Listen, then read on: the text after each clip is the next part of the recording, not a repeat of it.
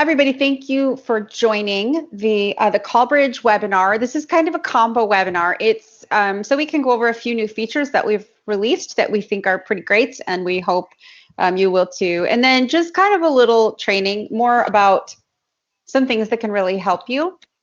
And when it comes to holding your calls, not necessarily point and click here to do video, point and click here to do screen sharing. We have a lot of already pre-recorded trainings on those, really good videos, great articles, and we're happy to share those with you at any time. So this is going to be more just kind of best practices, new features, and as interactive as we can make it. Again, if you want to chat something in the chat bar, please do. Just hover on the side of your screen with your mouse and you'll see the chat bar pop out. The balloons, click on those, and then just type your message in. That could be something that you want us to cover, a fun fact about yourself, how you hold your webinars, whatever it is. Sarah, my colleague, is online. She's also entering, I'm sorry, she's monitoring chat as well, so she will keep me on track for that. So in the vein of showing you some new features, I'm gonna go ahead and turn my video on. Let me stop presenting here. So hello. Welcome. It's really hot where I am. I'm in Florida. Sorry about the sleeveless shirt, but I'm literally going to die if I wear anything else. So that's why. I want to show you gallery view. So if you've been with us for a while, you might have noticed that we were first in what we call speaker mode, which means that the active talker is going to be on your main screen and everybody else is in little panels on the bottom. But you now have the option to turn on gallery mode. So the way that, or gallery view, I should say, the way you do that is again going to be on the toolbar on the right-hand side of your screen, and it's the little buttons above the wireless sign. So if you click on that, you'll change to gallery view, and I'm seeing it. So just quickly, let me show you. Hopefully you can get there. Let me show you. Oh, I can't show you when I'm sharing. Darn. Okay, but you can. I hope you can see now the toolbar, right? If you see the toolbar on the right-hand side where I'm showing you on my screen, you'll see it's in speaker view now because I'm presenting. That's where you'll click to change it to gallery view. So two things are true. Number one, everybody has to change their own settings. Okay, so you can't change that and make it the default for everybody. But number three, as the host, it's going to remember the last setting you used. So if you start and use gallery mode, it will then also start and use gallery mode once you're doing a video conference.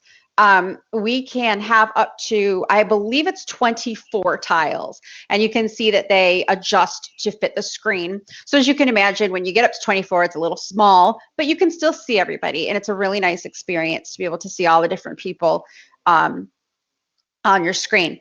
Another thing that we've changed is that your panel, your icon, your tile is no longer grayed out when you're muted. So as you can see, everybody is muted, but you're no longer grayed out. Before it would kind of, make it a black and white, and the experience was people were going, what is wrong? Why isn't color working on my camera? So it's just going to tell you you're muted, and that's it. Another thing you can do right now is if you are in conversation mode, which means all of the lines are open, or in Q&A mode, right? So if everybody's muted but has the option to unmute themselves, you can actually hold the space bar down and allow people to, or not allow people, allow yourself to temporarily unmute your line. So rather than hunting and finding your mute button and clicking that so that you're unmuted and clicking it again to remute, we've made it a little easier. Let me see if I can show you this. It's in, where is this? Oh gosh, I can't find the right place. It's a setting that you need to turn on, but it does allow you to, again, hold the space bar down and temporarily unmute your line. So if I mute myself,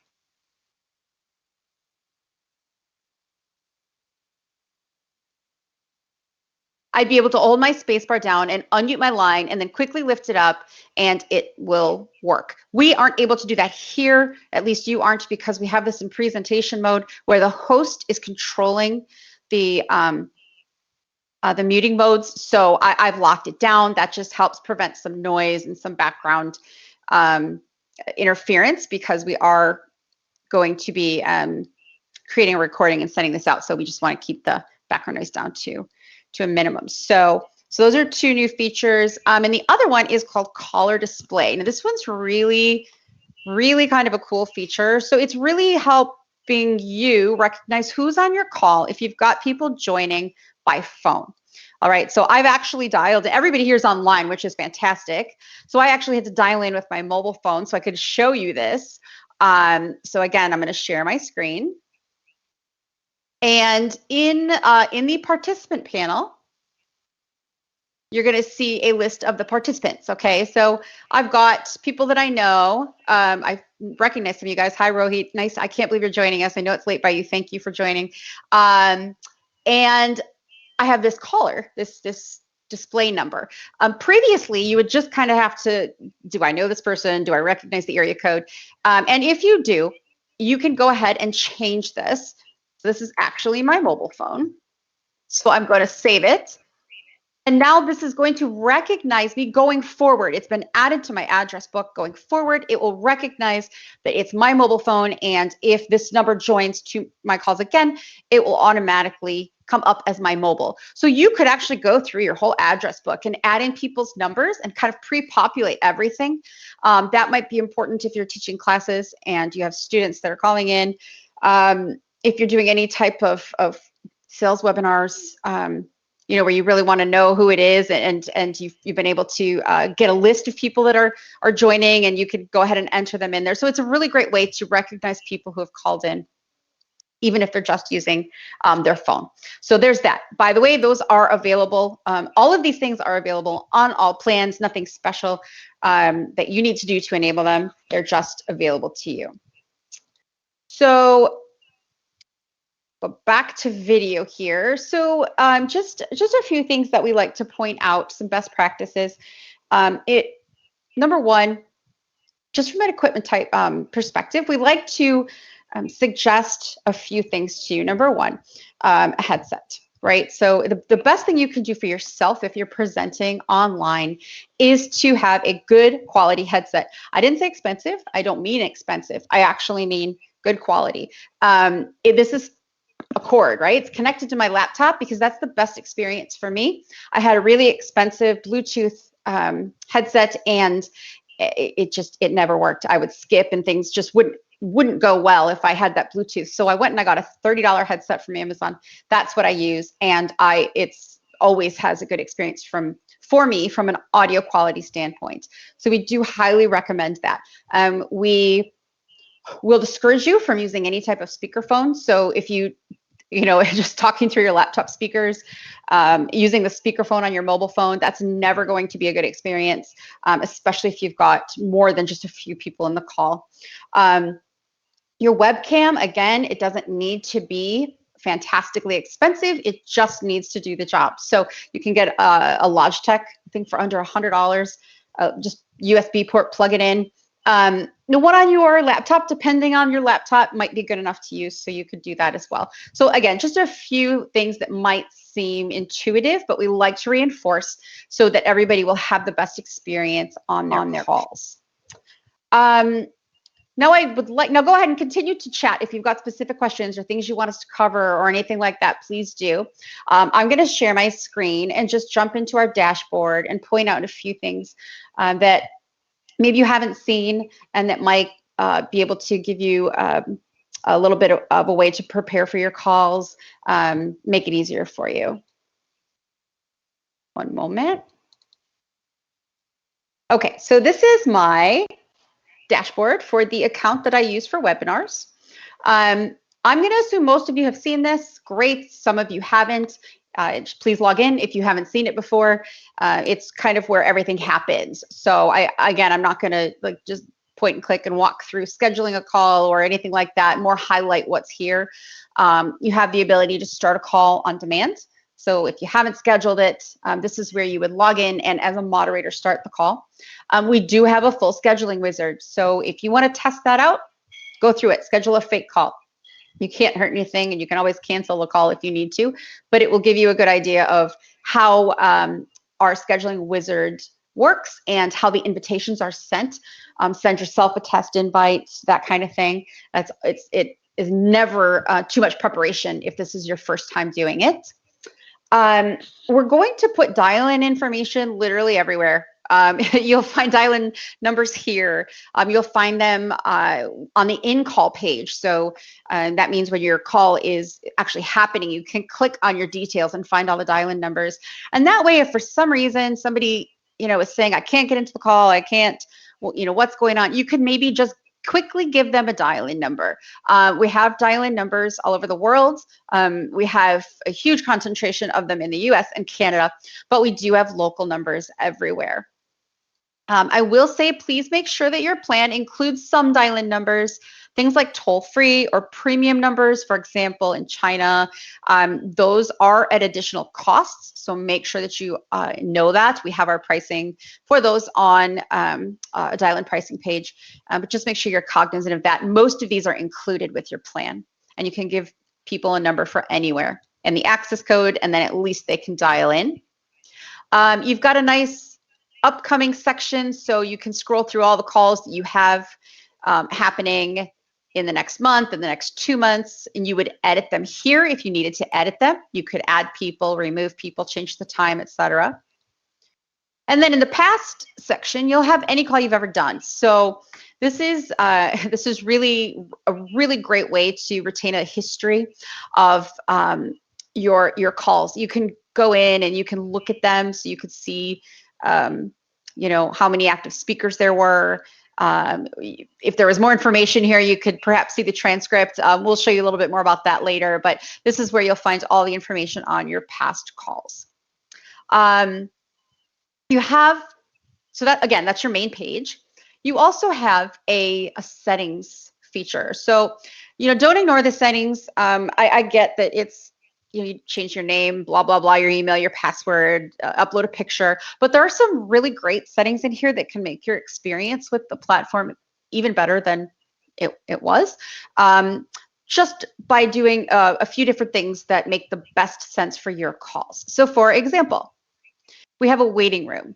So the waiting room means that your calls will not start until a moderator joins the call, whether that moderator is online, so joining as a from the dashboard and starting from the internet, or even if that's starting on the phone and entering the moderator pin, the call will not connect until you join in. Everybody else will be on a music hold. If that isn't ideal, if you have a team call and you want your team to start talking, you can turn it off, and then the call starts when the second person joins the call.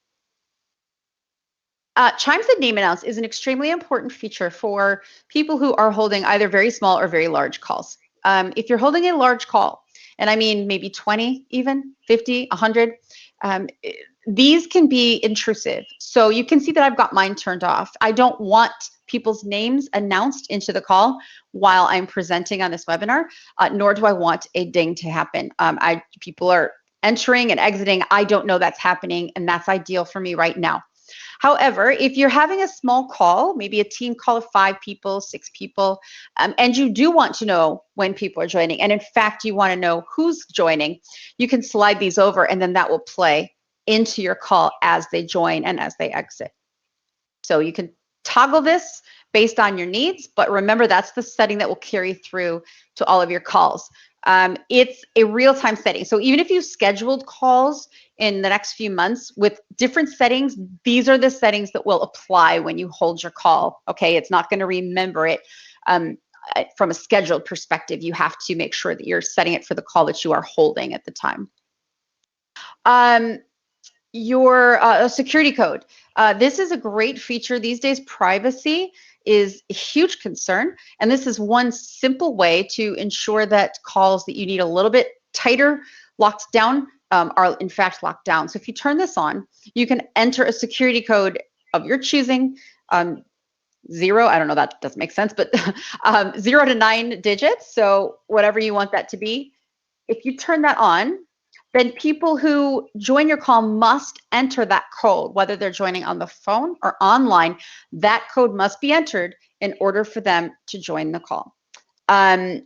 This is important because we're giving you, as you know, an access code that doesn't change. It's good from day to day, from call to call. That's very convenient, but that also kind of reduces the the security for the call, because people who have that code for a long time and know it can enter your call at any time, right? So you want to go ahead and change that and put a security code on. To that point, if you want to change your access code permanently, you most certainly can. You can get a new access code anytime you like just by clicking on the access code and generating a new one.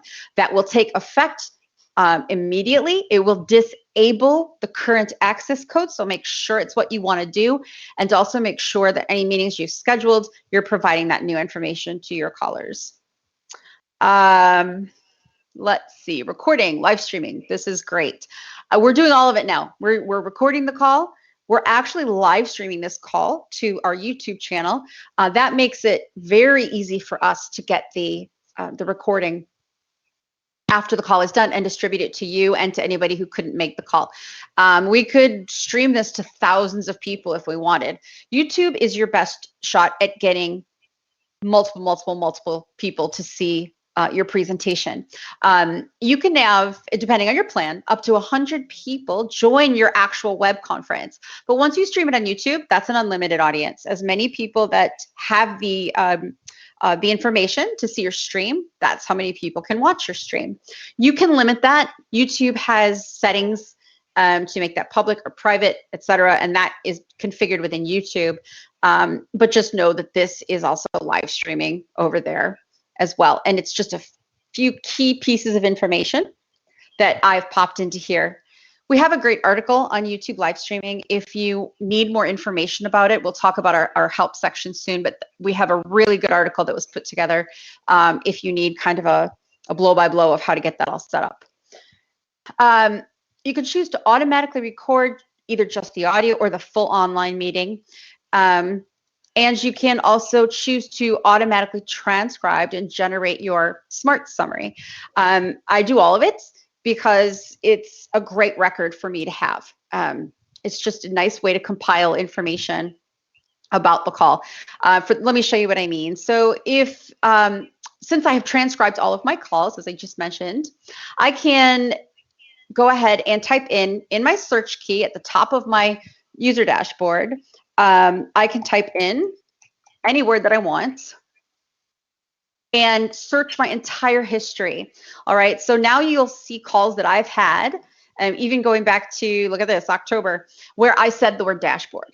Okay, and all I have to do to identify the rest of that call is click on it, and it's going to bring me to the share page for my past call. This has everything that happened on the call. It's got the recording. It's got a topic cloud, names, dates, places. It has the actual transcript here, so I can take a look at that. Any documents we've shared, any chat that happened will all be recorded there.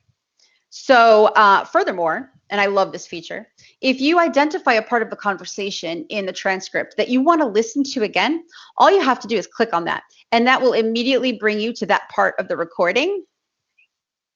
And you can go back and listen to only the part of the recording that you wanted to hear. So it's a really nice way to avoid, fast forwarding and rewinding and trying to find what you want to hear again. This actually will allow you to jump right to that part. So back to the settings. That's why I always automatically record and live stream and transcribe all of my calls. But again, it's a setting. You can turn it off and on as needed. You can start recording and live streaming and transcription within the call itself. So you don't have to set it to automatically happen. But for me, anything I can do to, so I don't have to remember to do it later is a good thing. Our moderator controls, these are very important controls, either as a preset or actually within the conference itself. The reason is, and my colleagues on the call right now will tell you that we say this all the time, our motto is keep calm and mute all. What that means is you will have a very calm, happy, wonderful presentation and call if you mute everybody in advance. Things happen. I'm really surprised one of my dogs haven't barked at this time. So we know that everybody is home, right? Not everybody, but we're starting to get back out there, but lots of people are home. There's ambulances, there's static, there's a dishwasher. Presetting the the conversation mode to one of these will take away the possibility that noise interferes with your call. So conversation mode is, of course, everybody can talk and has open lines. Question and answer mode is automatically all the lines are muted, but people can unmute their own lines. So they can either click on their microphone and unmute it, or they could raise their hand and you can unmute it, or they can *6 on their keypad if they're on the phone, and they can toggle their muting on and off themselves. Presentation mode, like we have today, means only the moderators are in charge. It's handy to have. So what we recommend, the first thing to do at any point in time, if you're having a call and let's say you start to hear an echo. Echoes happen. They happen because of a weird setup. Maybe somebody has, a speaker setting at full volume on their laptop, or they've got something else that's going on, and that echo is going to be disruptive to the call. As the presenter, you can take immediately control of that by putting it in presentation mode and locking down all the lines. Then you can allow people in Q&A mode to unmute their own lines and identify that source of the echo if you want to, or just leave the lines locked down. It's the best way to take care of that issue. Yep, that's about, let's look at the hold music, just because it's kind of cool. I don't know if you guys have explored it yet. We actually have a way for you to choose the kind of hold music you like. I've personally cycled through 3 of these, and I've settled on this very soothing one, but you can turn on whatever you like. Additionally, you can upload your own file here. What a lot of people are doing are uploading just like maybe I don't want to call it an ad, but something they want to tell their callers before the call starts. So maybe it's a little bit about your company, maybe it's about something about the upcoming meeting, a reminder, whatever it is. It doesn't have to be music, but that is something that will play to everybody on hold until you join the call. So it's kind of a nice feature to highlight. So let's see. Oh yes, I definitely want to go over a few things on this side on the menu. If you are an admin, this isn't really an admin training, but this is how you get to your admin console. That gives you the ability to run reports, look at invoices, update the customization on your account, like the colors, the logo, the icon, that type of thing. Add users, delete users, that's where you do that in the admin console. We have apps, and our apps are being improved and working fantastically. So if you have iPhone users now, or Android users, everybody can download the app and can have that full conference experience on their mobile phone, which is great. We have a connection test. I can't really run through this test because it'll start playing all kinds of sounds, but this test will run through seeing if your speakers work, your microphone. It will give you a bandwidth check to make sure that your bandwidth is sufficient to do a call, all kinds of things. So we suggest not only doing this yourself, but sending this out to your callers, to your participants before they join the call. We automatically include this link on all of the invitations that you send right from the portal, so you don't have to worry about that. But if you're sending this off in some other way, you can always include this link and suggest that people test their systems beforehand. And last but not least, we have a great help section. So it's kind of a full service support. You can look up, if you're kind of a, like, I want to do it myself person, like I am, you can type in what you're looking for and our articles will pop up. This is where you would find that article on live YouTube live streaming that I mentioned before. So we are adding to these all the time. It's beginning to be a robust library of help articles. We have videos, so you can kind of scroll through these, and we put these how-to ones here on our YouTube playlist that you can get to from this hyperlink. You'll also see all of these webinars that we've done, so you can look through those if you would like to. You can submit a ticket if you'd like. We've got a user guide. We have a status page, make sure all systems are go. And of course, you can call us. So if you need to reach us, you can always call in if you'd rather talk to a live person. We're here. Our chat is great though. We have a nice pop-up. It pops up every time you log in, asking if we can help you. We are not robots. All of us will jump in on chat from time to time to help you out. So you can get to a real Callbridge support person on the chat immediately. So give that a whirl as well.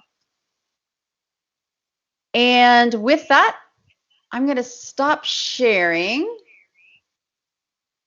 I think Sarah, let's see. Sarah, did we have any questions or anything anybody wants to go over? Let's see. Okay, so yep, sorry, I see Sarah answered that. Anybody, oh, that's a good question. Anybody can join your call. So even if you have not sent that invitation out, you have a last minute person, you can just send them the information and they can join. Make sure that if there's a security code, you've given that to them. And make sure your meeting isn't locked. You can lock the meeting as a moderator. Just let me quickly show that to you here. Oops, it's not here. It's here. You can see here, and testing my camera too. You can see here that the conference call is locked or unlocked. If I wanted to lock it, I could do that, and then nobody could join after I've locked it, even if they had the correct information. So make sure the call is not locked if you're inviting people in with that, I guess is the best way to say that. All right, well, there's no other questions. I will let you all go a little bit early. Thank you so much for joining. You can always follow up with us on any individual concerns or questions you have. Sarah is available for demos, and we will be happy to jump on with you. Thank you so much and have a great day. Bye-bye.